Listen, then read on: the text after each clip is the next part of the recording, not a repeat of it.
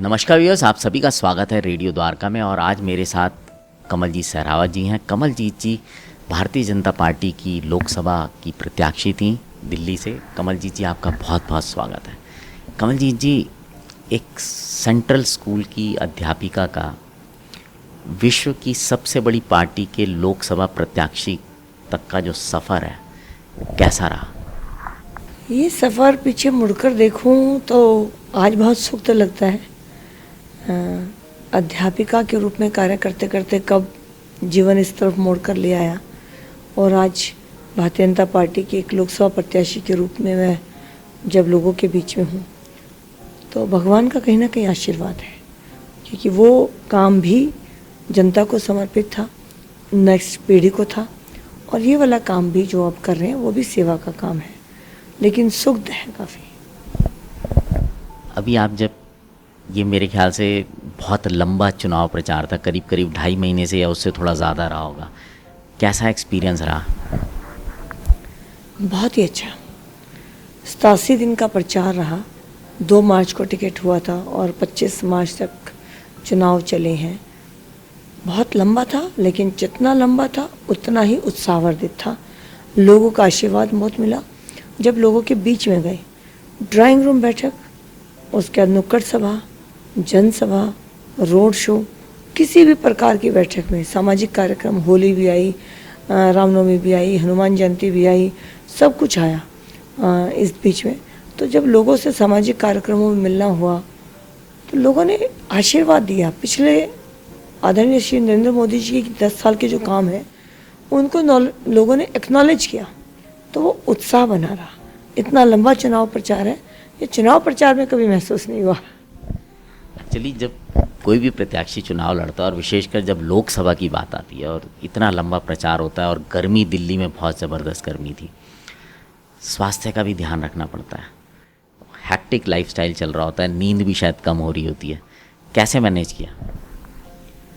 देखिए, हमने ना बचपन से गाना सुनते हैं, बड़ा फेमस सा है, मुझे भूख नहीं लगती, मुझे प्यास नहीं लगती, तो वो इलेक्शन पे पूरा लागू होता है।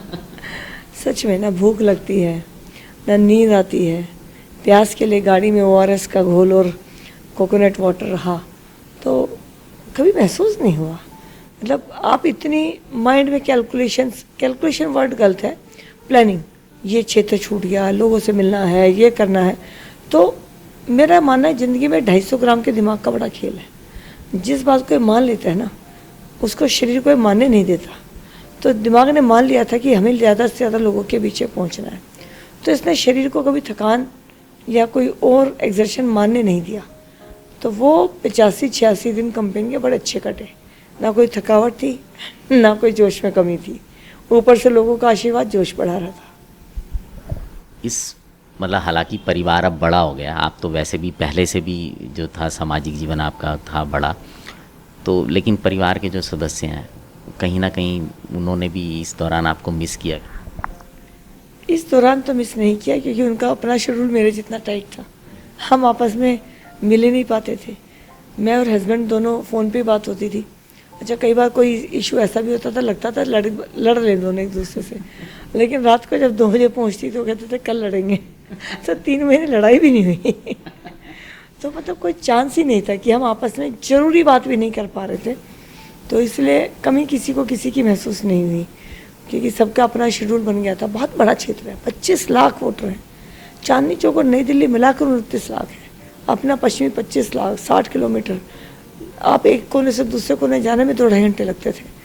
तो इसलिए कभी परिवार भी बहुत बिजी रहा, महसूस।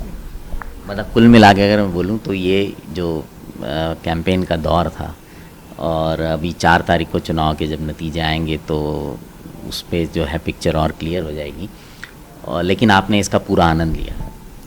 जी, जब आप पॉजिटिव एनवायरनमेंट में काम करते हैं, लोगों का आपके ऊपर विश्वास होता है, लोगों के चेहरे पर, आंखों में आपके लिए विश्वास नज़र आता है, तो यकीन मानिए आपकी कोई यात्रा मुश्किल नहीं होती। आप हर यात्रा पे बड़ी आसानी से चल सकते हैं।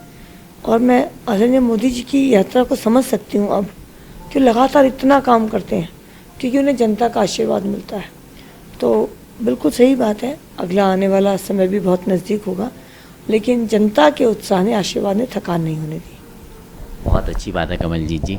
व्यूअर्स, 4 तारीख को चुनाव के नतीजे आ जाएंगे और हम अब प्रयास करेंगे कि उसके बाद भी कमलजीत जी से जो है उनका रिएक्शन लें। लेकिन एक बात तय है कि इस बार जो 5 साल के लिए सांसद में जाएगा वो ये ऐतिहासिक 5 साल होंगे, ये बात तय है।